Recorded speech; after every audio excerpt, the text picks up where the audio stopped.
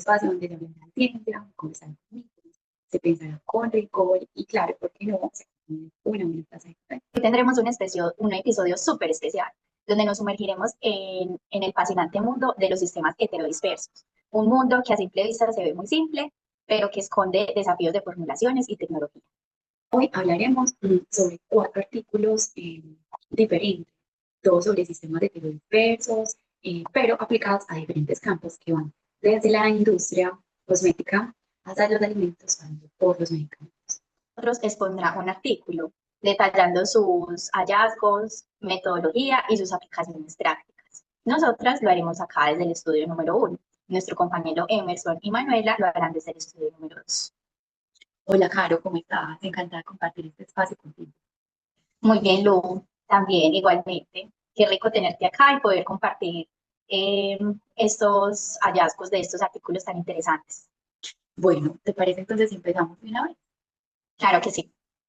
El día de hoy les voy a hablar de un artículo súper interesante que es evaluación de las propiedades físico-químicas de emulsiones de aceite en agua estabilizadas utilizando diferentes mezclas de surticantes católicos para su posible uso.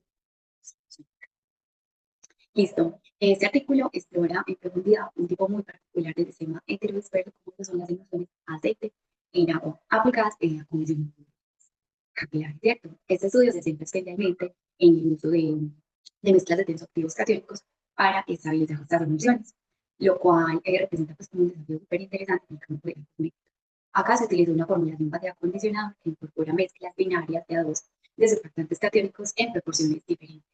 Se emplearon 4 surfactantes catiónicos, cloruro de hidroxidibenamidotimonio, sulfato de bentimonio, cloruro de cetimonio y policarbonato. Bueno, el artículo comienza pues como identificando un vacío importante en la literatura científica, que aunque las emulsiones de aceite en agua son pues como muy comunes en productos cosméticos o cremas, o acondicionadores también, el uso combinado como de estos desactivos catiónicos en una misma formulación ha sido pues como un poco explorado, especialmente desde un enfoque físico riguroso. Entonces, para abordar esto, los autores formularon varios prototipos de acondicionadores capilares en forma de emulsión y evaluaron diferentes propiedades como la tensión superficial, ángulo de contacto, potencial Z, pH, conductividad eléctrica, tamaño de partícula, viscosidad y el índice de cremación como el indicador pues, de esta. Uno de los resultados claves fue que el HLB requerido para la fase oleosa estaba entre 12 y 13. Sin embargo, pues como que ninguna de las mezclas de tensoactivos católicos logró alcanzar simultáneamente el HLB ideal y la viscosidad deseada. Esto realiza pues un reto súper común en formulación, que es como lograr el equilibrio entre la estabilidad físico-química y la textura cosmética. Bueno, también encontraron que aunque en algunos tensoactivos católicos como el cetrimonio, como el clorhidrato de cetrimonio, no estaba dentro del rango de HLB ideal, siempre estaba mucho mayor, aún así se mostró pues como una afinidad por la fase oleosa, lo cual ayuda a reducir el ángulo de contacto y a mejorar la estabilidad interfacial. Eh, el comportamiento radiológico de este pues, es endoplástico, lo cual es como lo ideal pues, en las formulaciones de productos acondicionadores porque eso facilita su aplicación sin que el producto como que se escurra. Bueno, además los estudios de estabilidad acelerada fueron durante 12 semanas y confirmaron que muchas de las emulsiones se mantenían como su integridad sin separación de fases, a pesar pues como de algunos cambios en el tamaño de la gota. Y finalmente, una mezcla en particular, la de HBDCI-CTDI, fue la que mostró resultados muy prometedores cuando se formuló junto con tensoactivos no iónicos y con hidroximetilcelulosa como un agente viscosante. Listo. Desde una mirada pues como crítica, el artículo deja claro que no basta con acercarse al HLB ideal para lograr una emulsión funcional, sino que de hecho las formulaciones que lograban ese HLB muchas veces como que no presentaban la viscosidad adecuada, lo cual limita pues el uso de la acondicionador. También se observó que con el tiempo hubo una migración de tensoactivos al medio continuo, lo cual se evidenció pues como por la disminución del potencial Z y el aumento de la conductividad. Esto es súper importante porque pues muestra que incluso sin una separación de fases visible pueden estar pues, como ocurriendo cambios estructurales internos que afectan, por supuesto, la estabilidad del producto. Caro, ¿tienes de pronto alguna pregunta? ¿Qué piensas? Sí, me surgió una duda, Lu. ¿Cómo podemos aplicar eso a nivel industrial o en la industria? Bueno, a nivel industrial, los hallazgos de este estudio son muy valiosos para la formulación como de nuevos productos capilares. Primero porque permite pues como comprender cómo formular con tensoactivos catiónicos sin comprometer la estabilidad del producto. Y segundo, porque la combinación de surfactantes catiónicos no iónicos y polímeros viscosantes puede ser como una estrategia súper efectiva para desarrollar productos más estables, sensoriales y también funcionales, ¿cierto? Además de este enfoque que permite pues como optimizar tiempos de desarrollo en la industria cosmética, ya que pues, las pruebas pues, aceleradas brindan como predicciones confiables sobre el comportamiento del producto en el tiempo. Total, súper interesante, ¿Cómo te me parece, encanta. Caro? Seguimos con el tuyo. A ver qué me comentas. Sí, bueno. Listo. El estudio que yo les voy a hablar hoy un poquito tiene como nombre Estudio de la liberación de la carbamazepina in vitro e in vivo a partir de emulsiones farmacéuticas gruesas y nanométricas obtenidas a través de la homogenización de ultra alta presión. Ese es el nombre del artículo, ¿cierto? Este estudio se propuso desarrollar y evaluar dos tipos de formulaciones. Eh, como principio activo base, la carbamazepina. Eh, Dos formulaciones, una simple, que es la llamada la gruesa, y la innovadora, que es la nanomulsión. La idea es simple. Al reducir el tamaño de las gotas de la emulsión a escala nanométrica, se busca que se podría mejorar la forma en que el fármaco se absorbe, ¿cierto? Eh, los investigadores utilizaron ingredientes claves, como son el PIN 80, el SPAN 80, eh, estos conservantes como los parabenos, el fármaco modelo, como ya te lo decía, que era la carbamazepina, y utilizaron una fase oleosa, que es el aceite Sasha Ishi, y uno que es con la fase acuosa, solo agua, ¿cierto? La emulsión gruesa se hizo mediante un mezclador rotor-extractor, un método bastante convencional. Pero lo realmente interesante fue la preparación de la nanoemulsión que se logró usando una técnica vanguardista, la homogenización de ultra alta presión. Esto nos permite obtener gotas increíblemente pequeñas, entre 10 y 500 nanómetros, lo que confiere una estabilidad física superior a las emulsiones convencionales, ¿cierto? Eh, esta, este estudio se evaluó pH, viscosidad, eh, tamaño de la gota, potencial Z.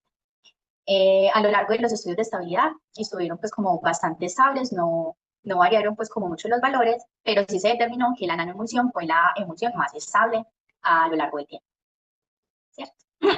Y aquí viene lo más interesante, se evaluaron estudios in vivo e in vitro.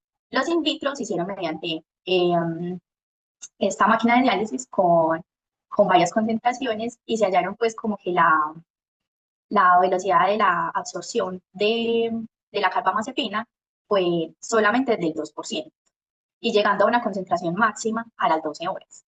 Pero lo súper más innovador y curioso es que en las pruebas in vivo que se hicieron mediante conejos, se llegó a una concentración máxima de 45 minutos, lo cual eh, es pues como un hallazgo muy relevante para este estudio, ya que las nanoemulsiones nos pueden brindar tanto la mejora en la solubilización como en la rapidez de la absorción del medicamento.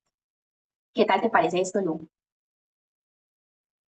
Claro, súper interesante. Y me surge una pregunta. Entonces, con todo este tema, ¿cómo la nanotecnología puede ser como una herramienta súper poderosa para superar como estos desafíos al momento de formular? Claro que sí.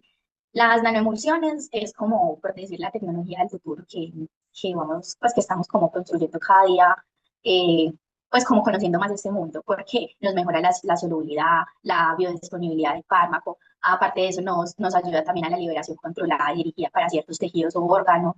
Es una herramienta fundamental que en el futuro la vamos a utilizar muchísimo.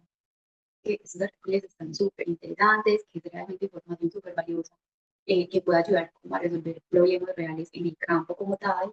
Mm, espero que les saquen provecho a esta información, que la utilicen de manera apropiada. Si tienen preguntitas, ya saben, dudas y sugerencias, todos les estaremos contestando pues mientras pasa el episodio. Los dejamos entonces en el estudio número 2 con mi compañero Emerson y Manuela, los cuales traen un tema de estudio también muy interesante. y que le pueda sacar mucho provecho. Chao, chao. Hola, ¿qué tal? Bienvenidos a este segundo episodio grabado en el estudio número 2, donde Emerson Lozano y yo, Manuela Hoyos, les hablaremos de dos temas súper importantes. ¿Qué más, Emerson? ¿Cómo estás? Súper bien, mano, súper bien, muy contento de estar acá. Bueno, súper interesante lo que nos comentaban nuestras compañeras en el episodio anterior. Como ya escuchamos, el HLB es un tema muy importante en las formulaciones, así como también el tamaño de partícula. Tema que usted nos va a abundar un poquito más en este nuevo episodio Así es. con las bebidas en polvo. Entonces, cuéntame, Manu, ¿qué leíste? Sí, ¿Qué nos tienes? entrando como un poquito en contexto con las bebidas en polvo, tú, Emerson, o no sé si alguno de los que nos están oyendo, si han preguntado el por qué algunas bebidas instantáneas se disuelven fácilmente y otras como que dejan grumos o sedimentos. Sí, yo la Mm, verdad sí, pues me lo he preguntado, yo por ahí tengo algunos conceptos que yo creo que sí influyen ahí, pero bueno, ¿qué sacaste de importante en ese artículo, man? el artículo es muy importante también mencionar el título, que se llama Estudios de preformulación para bebidas en polvo dispersables en agua utilizando ángulos de contacto y propiedades humectantes. Entonces, este estudio tenía como propósito mejorar la dispersión en agua de una bebida en polvo compuesta por cereales, extractos oleaginosos, melazas, maltas, edulcorantes, y para lograrlo, ellos dividieron el estudio en tres etapas, que fue la caracterización de la materia prima en polvo, la evaluación de propiedades superficiales como el ángulo de contacto y la medición de la capacidad de dispersión en el agua. Entonces, en la etapa uno, que era la caracterización de la materia prima, ellos lo que hicieron fue evaluar como cada ingrediente por separado y encontraron, o sea, antes los ingredientes eran los cereales blancos, los cereales oscuros, los extractos oleaginosos y todos los que leí anteriormente. Entonces encontraron cosas muy interesantes que claramente habían como tamaños y formas de partículas muy diferentes y que esto iba a influir directamente como en la capacidad para estos ingredientes dispersarse. Entonces, por ejemplo, sabemos que las partículas grandes tienen como más dificultad para mezclarse bien en el agua. Y esto pasa con los extractos oleaginosos, que son partículas muy grandes y tienden como a quedarse en el fondo del vaso y crear sedimentos. Entonces, acá entra un concepto muy importante que es el área superficial, porque cuando una partícula es muy grande tiene menor área superficial y por lo tanto va a tener como menos contacto con el agua y eso va a reducir como su capacidad de dispersión. También en esta etapa uno evaluaron como propiedades como el índice de Carr, el ángulo de reposo y se dieron cuenta que la mayoría de los ingredientes tenían capacidad de flujo pues como muy buena. Entonces ahí pasaron a la etapa 2, que es donde se evaluó el ángulo de contacto, y esta etapa era como más técnica, pero también fue muy interesante porque los investigadores utilizaron una técnica que se llama, lo voy a decir en inglés, no de inglés, pero lo voy a decir, se llama Cesarial Trap, y esta técnica lo que hace es, o sea, ustedes imagínense colocar como una gota de agua sobre una superficie compacta de polvo, y si esa agua se aplana o se expande, es que pues como que el agua moja muy bien ese polvo. Pero si pasa lo contrario, o sea, al poner la gotica de agua, la gota queda como en su forma esférica o en su forma como en una pelotica, es porque no tiene como tantas propiedades pues de que el polvo se puede humectar. Entonces, ese ángulo que hay entre la gota de agua y la superficie es lo que nosotros llamamos el ángulo de contacto. Entonces, en este estudio lo que ellos hicieron fue, cada ingrediente lo comprimieron en una tableta y le colocaron en la gotica de agua para ver cómo se comportaban. Y se dieron cuenta que el cereal blanco, el saborizante y la maltosa mostraron un ángulo de contacto muy bajo, o sea, que se iba a humectar súper bien, y que los extractos oleaginosos y el cereal oscuro tenían ángulos demasiado altos, o sea, que no tenían como esa capacidad de humectarse. Entonces, para mejorar eso, ellos evaluaron tres agentes humectantes, la lecitina, el PEC 400 y la glicerina. La lecitina fue la mejor, porque fue el extracto oleaginoso que yo les había hablado antes, que tenía como esa partícula muy grande y el ángulo de contacto muy alto, hizo que bajara ese ángulo. Entonces tenía como esa capacidad ya de poderse dispersar súper bien. Y la glicerina no mostró tantos como resultados buenos, pero pues igual, pero la analizaron. Y ya la tercera y última etapa, eh, ellos ya iban como a evaluar si ese cambio de humectación, si iba a tener como un cambio positivo en la propiedad de dispersión. Entonces se evaluaron tres: tamaño de partícula, determinación del potencial Z y la dispersabilidad real. Entonces, en el tamaño de partícula dieron cuenta que había como mucha polidispersidad. Polidispersidad es que había como muchas formas y tamaños en una sola mezcla. Entonces eso era como una desventaja. Entonces ahí pasaron a analizar el potencial Z y se dieron cuenta que cuando ellos usaban esos agentes humectantes se aumentaba la estabilidad electrostática y esto hacía que no se formaran ni grumos ni sedimentos. Y ya la dispersabilidad real, que era ya como la prueba definitiva, como ya o funciona o funciona. Entonces acá se dieron cuenta que sin humectantes el producto mostraba sedimentos en menos de un minuto, pero cuando ellos usaban humectantes la mezcla ya se mantenía homogénea y no mostraba ningún sedimento por más de 3 minutos. Entonces, esto es muy importante porque pues acá se dieron cuenta que con las propiedades pues mejorando como las propiedades de humectabilidad, sí va a favorecer directamente la dispersión en el agua. Sí, Y también es muy importante que esto no solamente es aplicable como en bebidas, sino también como en formulaciones infantiles, en suplementos alimenticios y en productos farmacéuticos que uno quiera como disolver en el agua. Y ya eso es todo lo del sí, artículo. claro, sí. Es ¿Qué tal? Interesante. muy interesante por el tema de las suspensiones o por polvos para reconstituir. Es un tema Ajá, muy total. importante que son varios antibióticos a nivel farmacéutico vienen en esa presentación, entonces es muy Ujú. importante que se dé esa buena dispersión, ¿cierto? Para tener Sí. una correcta homogeneidad en el contenido. Muy interesante, Manu, la verdad me gustó mucho ese artículo. Y bueno, ahora pasaré a hablarles, pues, en estos minutos un poco de lo que yo leí en el mío, ¿cierto? Este artículo del que yo leí, la verdad, habla de muchos conceptos interesantes. Volvemos a tocar el punto del ángulo de contacto en este caso también, ¿sí? Pero vamos a hablar de un concepto muy importante que es la tensión superficial, ¿sí? Hay muchos conceptos que se tienen en cuenta en este artículo, pero lamentablemente por tiempo no vamos a poder ahondarlos en gran medida. Entonces, mi artículo, bueno, el artículo que leí y que vengo a compartirles hoy, tiene como título lo siguiente, es la determinación de la concentración de agregación crítica de fosfolípidos que son ampliamente utilizados en el desarrollo de nanoliposomas, ¿sí? Con diferentes métodos. Este artículo básicamente lo que hace es una serie de experimentos con un producto de una mezcla de fosfolípidos, ¿sí? Que se van a comportar como si fueran un tensoactivo, ¿sí? Entonces, estos tensoactivos, ¿qué quieren decir? Los tensoactivos son aquellos moléculas que son capaces de disminuir la tensión superficial, ¿cierto? Entonces, aquí la que se tuvo en cuenta, el fosfolípido que se tuvo en cuenta para todos los resultados que se dieron fue la fosfatidilcolina, ¿sí? Estaba en un 96% en el producto que utilizaron, ¿sí? Que se llama fosfolipón 90G. Y el resto de porcentaje era una mezcla de otros fosfolípidos. Bueno, aquí midieron la tensión superficial. La tensión superficial la midieron preparando determinadas concentraciones de este fosfolipón 90G, ¿cierto? Y lo que hicieron fue, a medida que aumentaba la concentración, observar, medir cómo se comportaba la tensión superficial, ¿sí? Aquí encontraron la concentración de agregación crítica, que es un concepto muy parecido, similar, pues estuve consultando y es como algo muy similar, que es la concentración micelar crítica. O sea, es lo que nosotros hablamos en el laboratorio de Tecno 2, ¿cierto? Lo que llevamos a cabo en ese laboratorio, lo que siempre nos han hablado en cosméticos también. Entonces, es ese concepto de que llega un momento en el que las partículas, en este caso el tensoactivo o los fosfolípidos, se empiezan a acomodar, ¿sí? En la interfase y llega un punto en el que ya ocupan toda la interfase, ¿cierto? Y pasan a agregarse en otros sitios del bulk. Puede ser en la pared, pueden irse para la superficie o se empiezan ellas a agrupar porque es termodinámicamente más estable la forma, ¿cierto? Que forman y por lo tanto forman estos agregados para mantenerse más estable. En este caso, lo que se buscaba eran unos agregados tipo liposomas. ¿Qué son los liposomas?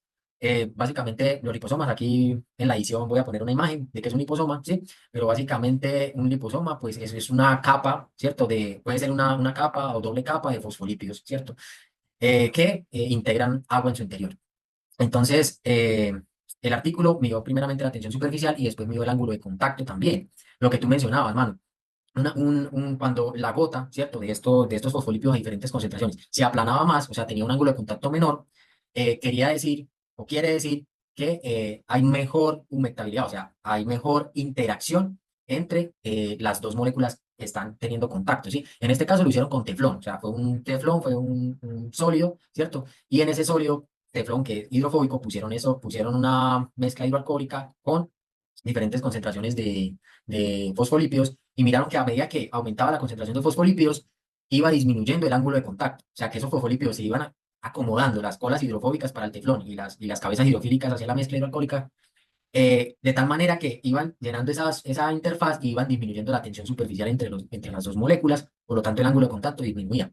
Eso fue muy interesante. También ahí midieron el trabajo de adhesión y también hablaron de la viscosidad, tema muy importante, ¿cierto? A medida que yo aumento la concentración de fosfolípidos, voy a tener una formación de estos nanoliposomas y por lo tanto voy a tener una mayor viscosidad en la mezcla, ¿cierto? En la preparación, ¿cierto? ¿Qué más temas investigaron? El tema de la transmitancia también. Junto con la transmitancia lograron identificar que realmente sí había formación de nanoliposomas. Se formaban los liposomas y esto, claro, la transmitancia al principio pues era muy alta porque no había formación de liposomas que detuvieran el paso de la luz. Cuando se fueron formando, fueron deteniendo ese paso de la luz y por lo tanto se iba identificando esa formación de nanoliposoma, ¿sí? Hablaron de la conductividad eléctrica también, hablaron de la densidad, temas muy importantes, pero que ya por tiempo no vamos a poder hablar, ¿cierto? Entonces, nada, ese artículo es muy interesante, como conclusión nos da como esa abrebocas a que para hacer formulaciones que impliquen tensoactivos, ¿cierto? Que impliquen estos agentes que disminuyen la tensión superficial, hay que conocer cómo se comportan. Listo, mano, no Así sé es. No, Emerson, también súper interesante tu artículo, ¿verdad? Que sí. No se imagina cuántos procesos hay detrás para que algo salga como bien. Sí, sí, muy interesante. Y bueno, espero que les haya gustado este capítulo de lo que hablamos. Eh, ¿Qué tienes más por decir, mano? Y nos despedimos. No, ya todo está súper bien, Emerson. Yo creo que ya también a No. todos los oyentes les quedó súper claro. Espero que también les haya gustado este episodio y ya nos vemos próximamente. Bueno, chao, mano, que estés muy bien. Hasta luego. Chao.